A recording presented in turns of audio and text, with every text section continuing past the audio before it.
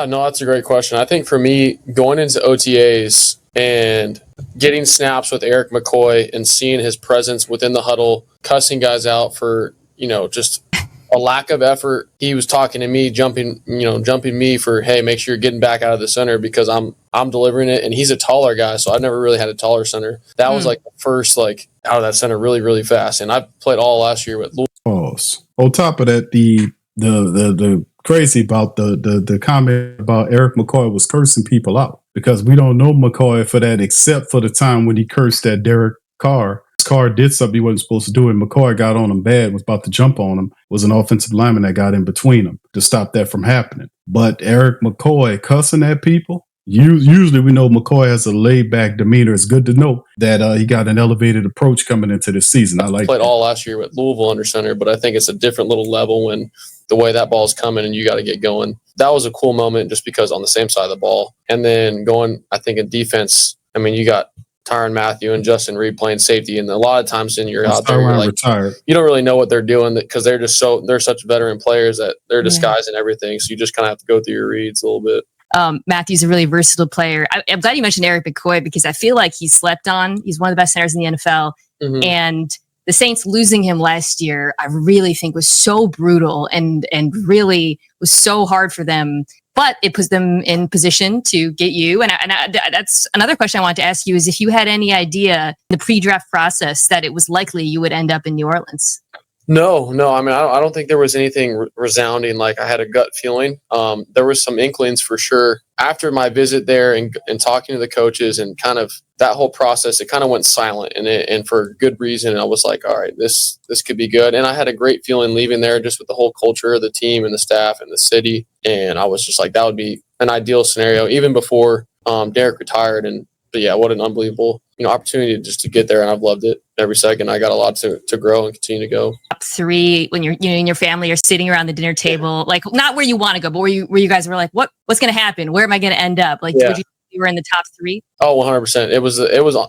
I'm not joking. It was the top one for sure. Oh, okay. So I won't say the other teams, but other teams that needed a quarterback, really, I guess. But it was. It's not that mysterious, I guess. Yeah, but the Saints were extremely up there because they were on my last visits, and it was an unbelievable experience. And just talking with Kellen, he was calm, cool, and collected, and just being able to learn from him, thus far has been amazing. He's a very chill guy, kind of like unusually so. I don't know how many NFL coaches you met during the process, but I'd say he's a little bit more like quiet, even keel, maybe than some. I think it's a testament of like a lot of people, coaches, and want to be the smartest dude in the building or act like they are.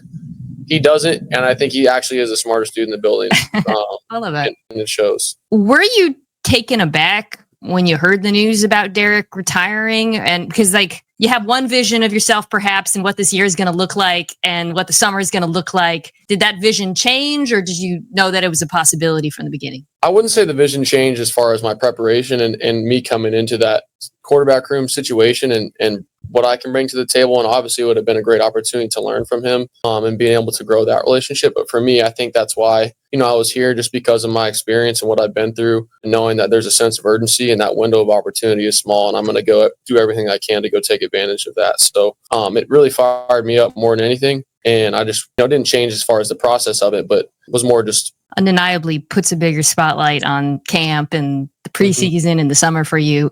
You talked about Kellen Moore.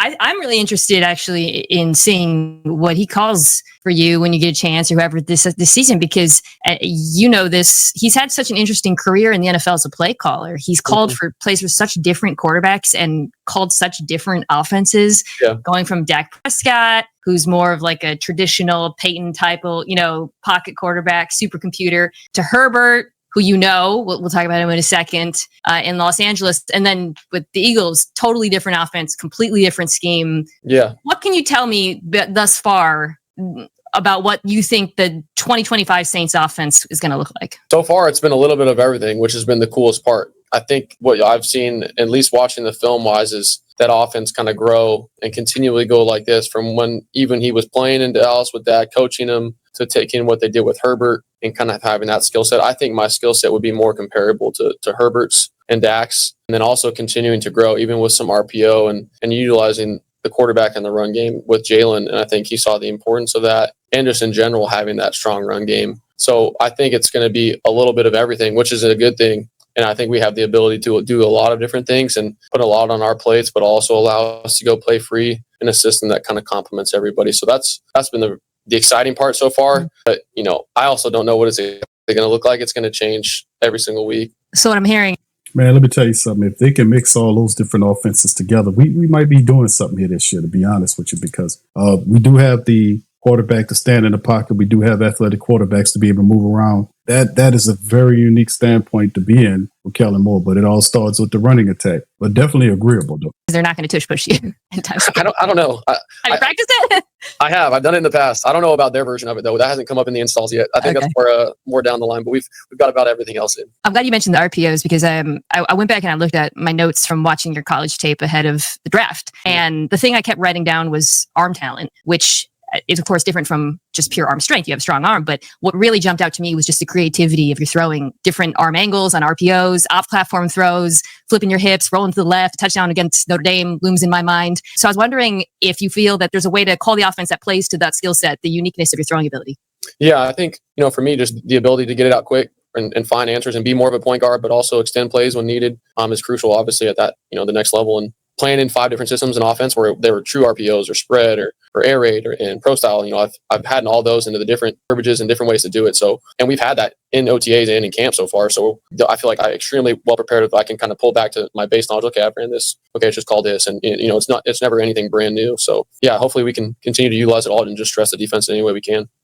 That's a big part of the game too, is taking what your quarterback that you want to run the team used to do in some kind of way and kind of add that into the offense. So it helps him curb his, it kind of shortens the learning curve. It also provides some familiarity where he could be able to then get more into the offense because he recognized the stuff from what he used to do. So we've seen that happen before. We've seen the Cincinnati Bengals add that into their offense when they had Joe Burrow to get it going. It's familiarizing, or it's basically like tailoring the offense to your quarterback, right?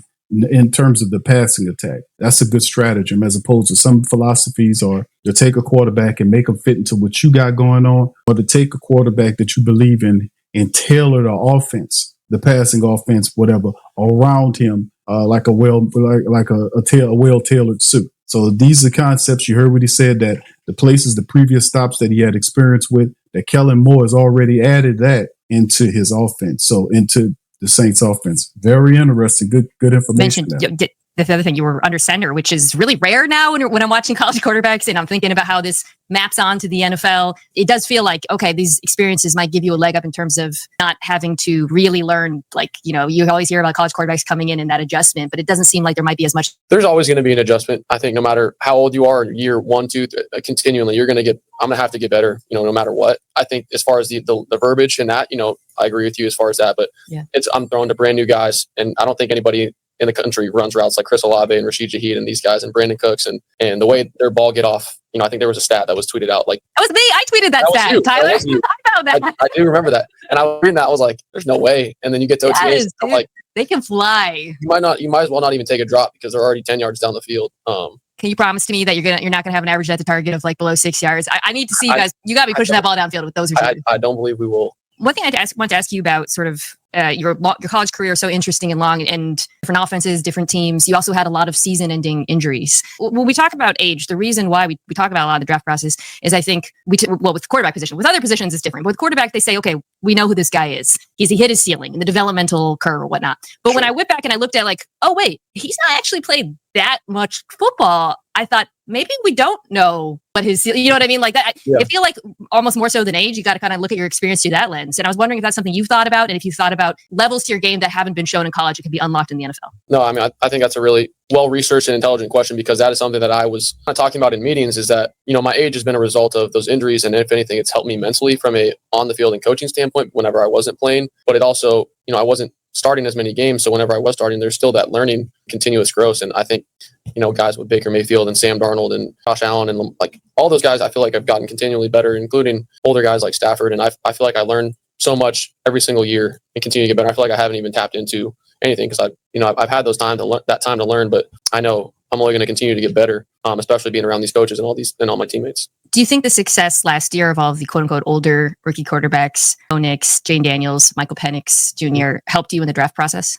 I think so. I think it was it was real time evidence of guys who have kind of been through a lot of adversity, played a lot of football games, been resilient, and then just come out on top. And it wasn't perfect by any means for any of their seasons and any of their journeys, but I think they have that ability to come in and contribute. And I feel like that's what my strength has been, and that's what I want to do for the Saints at least is bring what I know I can do to the table. When you mentioned resilience, obviously coming back from all those injuries and coming back stronger is proof positive of resilience. But there's also kind of the on the field aspect of it, which is I wanted to ask you about, how do you, because you're going to get the NFL, going to take hits, the likes of which you've never taken. Yeah. You're seeing the speed and the size of these guys. Yeah.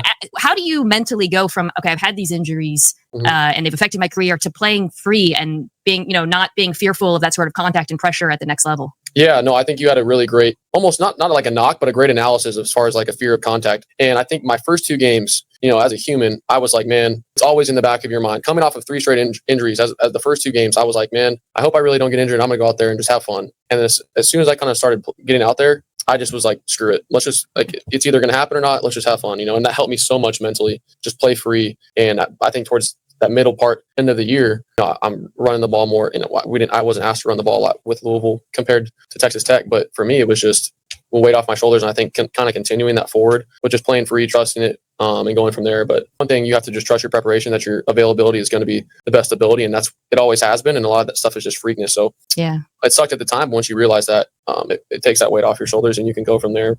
Yeah, Tyler Shough, man, we talked about his resolve coming back from major injuries, that every time he got hurt, it ended the season. So 7 years in college, he never gave up on the dream of being an NFL quarterback. So we might speak about his inexperience and these red flags, but it's total green flags when you talk about the guy's resolve and his stick-to-itiveness and in mental toughness, mental fortitude to be able to just keep on keeping on. That's a great quality to have if you're going to be your quarterback. I've heard Penix say something similar. I don't know if you guys ever connected about this, because there are a lot of interesting similarities. Obviously, I'm sure you're familiar with that in the arcs of your college careers and then getting to where you are now. Yeah, no, for sure. I was at least at the Manning Passing Academy a couple years ago. I talked to them briefly, but following that journey, and I always felt like he had very significant injuries from just a soft tissue, and for him to come back from that was very impressive. And for me, just the bone breaks, and it was just kind of like you can't really prevent that. So it's just part of football, and sometimes you just got to trust it, stand in there, whatever it is. And that's something you learn from as the flow of the season continues. I do want to ask a question about Justin Herbert, because you guys have known each other for a long time. You were his backup at the beginning of your college career. We talked about some of the similarities in your games. Did you have any sense back then that he would be the guy that he is now in the NFL? Do you feel like it was always obvious or no? Yeah, I think it was pretty obvious just from his preparation, how smart he was. And then physically, he was always a freak. I came in super skinny freshman who was just not anywhere where I needed to be. And seeing that coming in, and I was like, man, I got to get bigger, faster, stronger, and smarter. So it was a wake-up call for sure. And I kind of, once I feel like I got to that level where I could, if I was in a competition with Justin Herbert right now, I feel like I could compete. Back then, it wasn't. And that's when I kind of knew. I was like, all right, I think I'm ready to go. Him coming into the league and just having that, that base of knowledge and physical talent and coming in and just ripping it. And he was a great resource for me early on about just, one, trusting it, talking about defenses and stuff like that. But it's been a cool kind of full circle moment, playing with some of his previous teammates, having Coach Staley, having Coach Moore here, being able to watch his film, somebody who I look up to and want to compare my game to as well. We'll be interested to know if Herbert influenced, I know this probably a question on the back end, but all of the connections that Staley, who's the head coach of the Chargers, you have Herbert, then you have Kellen, who's the offensive coordinator under Staley, and then, of course, the backup to Herbert in college coming out. So the connections therein, or maybe perhaps somebody vouched for somebody. At the end of the day, man, regardless or not, if it'll be really awesome to see if Shough can develop similar to a Herbert, it'll be awesome. Well, on that note, is there anyone in the league right now whose game you aspire to? So I'm not saying someone that I know it's always a tough thing with comps. You don't want to be me too on Mahomes or whatever. But is there anyone that you're watching, you're thinking like, hey, he reminds me a little bit of me, and I love the way he plays, and I'd love to be more like him. For me, it's always been watching Stafford growing up, and I think with a lot of just the arm angles and stuff and the toughness, and I think that's something I've tried to hang my hat on is just being resilient through it. Every time I broke my bone, I've tried to play on it, and it was not very smart, but I was like, man, I'll be darned if I come out of this game right now, and what he's done and kind of who he is, and I've always really admired that, and for sure him. He's every football player's favorite football player, I would say. Yeah, I mean, it's like I just scoop it, so fun to watch. It's amazing. hopefully this year, whenever we play them in LA, they don't play so good, but it's going to be pretty cool to be able to watch that in person and hopefully get to meet them. Walmart's got low prices for back the road of life. Manning Passing Academy. This is Omaha podcast, so I have to ask, what is your favorite or your best story about either Eli or Peyton? Oh man, there's countless. Especially at that camp, there's like every single day there's a am I dreaming right now moments where you're like having dinner, drinking some beer with this whole family, and it's like what are we talking about right now? We're talking about Peyton's places and all the stuff that they've done in the past, just calls that they've had, the offensive coordinators. I couldn't pinpoint one of them, but it's been amazing. Have you gotten any downtime this summer? No, I haven't. I've had the rookie meetings, moved into our house. So that was a lot of unboxing and building furniture and stuff, and then training at the facility the whole time. Been training there. Then now going to be thrown in Oregon with Cooks and all the receivers, and then going to Dallas and throwing some more with all the receivers again and getting some guys there. So I think that's part of it. Like I said before, you only got so much time to come in and prove what you have, and I know that throughout my career I've had to compete every single year, and I want to do everything I can to give myself the best shot to go have success, and that's I feel like the only way you can do it. Grinding Love Island like the rest of the NFL. You're dialed in. We got to run every step of the way if you're gonna win, brother. You got to grinding Love Island right now. They're all posting about it. God's for me, it was just that like trying to get mental reps, and I think another big thing coming into the NFL is with the PA and a lot of the rules, and there's a lot more time you have throughout the offseason, which is good. But as a younger player, I feel like it's a lot that you have to take ownership of and prioritize what you're doing, because it's not like college where you have a laid out schedule until 9 p.m. And for me, that's what I really enjoy, because I've been able to do that. But yeah, I mean, it's been awesome just doing VR, iPad stuff. I try and be in the facility as much as I can, as far as from like clicker wise, rather than the iPad. But that's been a great process so far. How much does the VR help? Because I've heard Jane Daniels talk about it a lot. Actually, starting at LSU, he was using it a lot, and I've talked to some quarterbacks about it. But have you found that it's been really useful for you this summer? Yeah, I think from a decision making standpoint, it's great, because you can change the tempo, speed it up, and then also just from learning the offense, which we're all kind of doing, which is I think that's extremely helpful. And I've had various different versions of it, from the actual camera behind and watching practice film, which is good because you can kind of see techniques from DBs from a different lens. But then also just from the video game perspective, just kind of going in there, propping your feet up, letting it rip and getting those reps, which is pretty fun as well. Let me tell you something, fam. I've been reading on that virtual reality that they're using to train. And Jaden Daniels was doing it. Man, listen, it really helps these guys. Let me tell you something, because the technology, that's what I was telling you about the technology, man. And just think about 5 to 10 years ago. You had Drew Brees, who had his method of just doing visualization. He would go in there and he'd be the only one in there, and he'd just be going through his head of a full game preparation. There's a time and tested way to do it. But everybody has the imaginative capabilities of a Drew Brees. But when you use virtual reality, where you can be able to put a helmet on it, and they can literally simulate a full game experience, of course, how you want to. And like Shough mentioned, that they could speed it up to make you your decision making better, to make you look at. And like he said, it does show different things. It's a whole nother level in terms of that you get with that virtual reality process. It is something else. And a lot of people use it. They don't talk about it, but it's just very. Have you gotten any time to experience New Orleans? Oh yeah. That's been one of my favorite parts.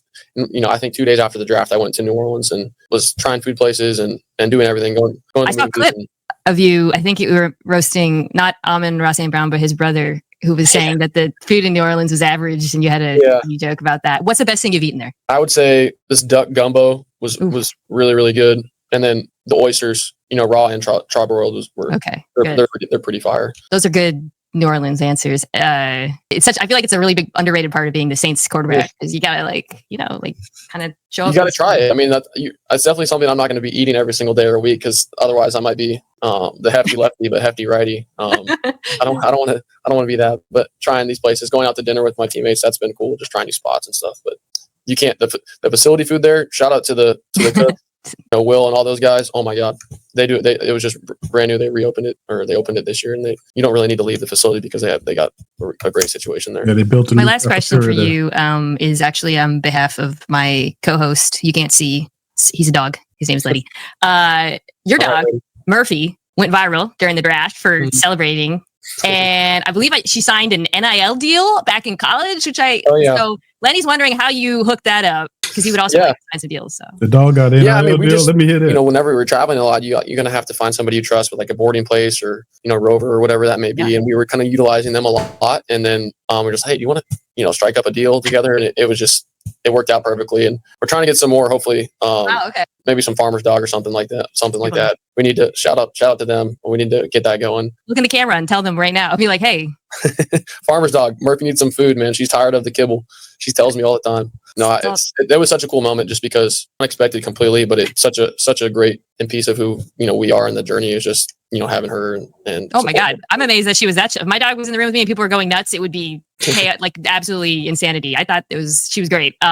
Well, congratulations to her. Congratulations to you as well. I love your sign behind you. The dog's welcome, people tolerated. That's pretty good. He's made it on ESPN a few times, but he hasn't gone viral like your dog. So, all right. So that's shout out to Mila Kunis. That's coming from her podcast on ESPN. Very lighthearted podcast about Tyler Shough, a little insight about his game, his temperament. And as you listen to Tyler, a lot of people like the man. He's a very likable person. Outside of this, the fact that the temperament, like, are you an NFL quarterback? Do you have what it takes? And listen, outside of just talent and temperament, mindset, mental toughness, intestinal fortitude, you're going to need these things if you're going to be the quarterback of the New Orleans Saints, because this is not a sensitive position. The support base are patient. They're going to be patient up to a line, right? But that's all predicated based on whether or not the Saints are out there efforting. If they're losing games, because the other team is simply better, the effort has to be there. 100% effort. That's not tolerated. Every game, that's 100% effort. We do realize you won't win every game. That's just unrealistic. But at the same time, you can give 100% effort as a team. If you do that, you'll win the great majority of anything that you do in life, not just football games. So that's what we're looking for. Even though he's at the top of the quarterback position, make no qualms about it, no bones about it. This is Kellen Moore's quarterback. It is not Spencer Rattler. Spencer's guy was last year when they fired him. To this year, it is Tyler Shough's job to lose. They already referenced the fact that Spencer's going to be giving more reps to the starter, which is Tyler Shough, coming into training camp. So Spencer Rattler is playing from a perspective of competing. He'll be in the second string competing, and he'll have to completely blow the competition away to beat Tyler Shough. But the way it's setting it up, they're lining up Shough for the job. But Spencer Rattler is going to be a willing participant. If for people saying, Q, what about Jay Kaner? Look, Jay Kaner's the third string quarterback, the oldest quarterback on the roster. Yes, indeed. I just don't see him as a person that is really competing with these other two guys. Jay Kaner took a step back last year. In my estimation, let's see what he do this year, but he's basically competing for the third string position against Deckers. We'll see how it all goes in the end, man. But like I said, Tyler Shough is a guy, man, he's looking to make a stamp in a positive way in the Who Dat Nation.